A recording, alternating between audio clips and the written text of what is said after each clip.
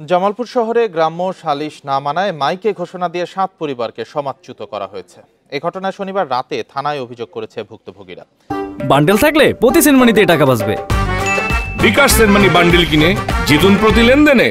এ বিষয়ে আরো জানাতে জামালপুর থেকে যুক্ত হয়েছেন সহকর্মী সাইমুন সাব্বির শোভন। শোভন, মাইকে ঘোষণা দিয়ে ৭ পরিবারকে যে সমাজচ্যুত করা হয়েছে, এই ঘটনায় একটু বিস্তারিত জানাবেন। আর পুলিশ বলছে সামাজিকভাবে সমাধান না হলে তারা আইনগত ব্যবস্থা নেবেন। তো এখন পর্যন্ত কোনো উদ্যোগ দেখছেন কিনা এটা সমাধানের?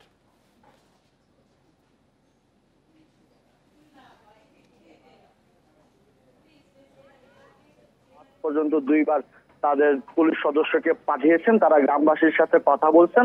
তো আজকে রাতে একটি সালিশের আয়োজন করা হয়েছে, যেখানে আসলে এই সমস্যার সমাধানের একটি সম্ভাবনা বা আশা রয়েছে।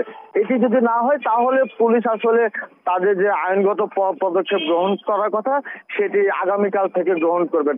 আর এই ঘটনাটা যদি আমি আপনাকে একটু বলি, যে ঘটনার সূত্রপাত ১১ জুন রাত থেকে আসলে একটি বিদ্যুৎ সংযোগকে কেন্দ্র করে। তো এই বিদ্যুৎ সংযোগ দিতে গিয়ে দুই পক্ষের মধ্যে প্রথমে হাতাহাতি হয়, এরপরে শুক্রবার জুমা নামাজের সময় দুই পক্ষের মধ্যে সংঘর্ষ হয়।